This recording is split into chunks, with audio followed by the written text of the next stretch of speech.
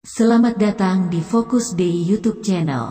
Selama beberapa menit ke depan, kami akan menemani Anda dengan beragam berita menarik dan teraktual. Untuk itu, jangan meninggalkan layar smartphone Anda sebelum video ini selesai. Dan bagi viewer baru, jangan lupa subscribe dan nyalakan lonceng notifikasinya agar tidak ketinggalan update informasi terbaru lainnya dari kami.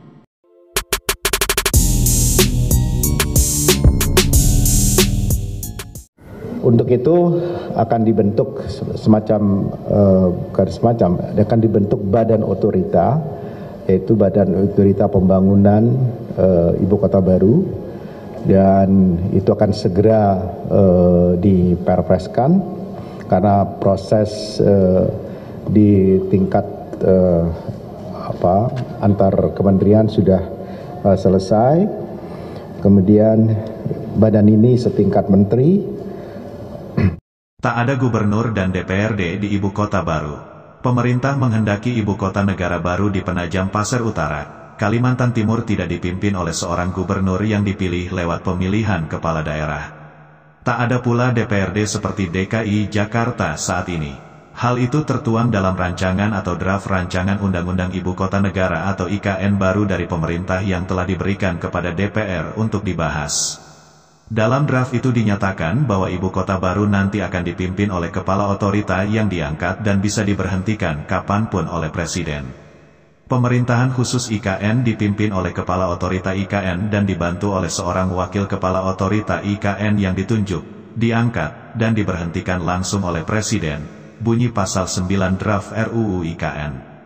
Otorita IKN merupakan lembaga pemerintah setingkat kementerian yang akan dibentuk untuk melaksanakan persiapan, pembangunan, dan pemindahan ibu kota negara serta penyelenggaraan pemerintahan khusus IKN. Saya juga ingin mengingatkan dalam merancang desain sistem tata kelola otorita juga harus betul-betul diperhatikan bahwa kita tidak sekedar mengelola ibu kota baru seperti biasanya, tapi kita ingin menginstall sistem, menginstall cara kerja baru yang lebih futuristik, yang lebih fleksibel, sehingga kita bisa bekerja lebih lincah, bekerja lebih efisien, bekerja lebih cepat, dan bekerja lebih efektif. Kepala dan wakil kepala otorita IKN nantinya bisa menjabat selama 5 tahun. Mereka juga dapat diangkat kembali oleh Presiden dalam masa jabatan yang sama. Namun bisa diberhentikan kapanpun.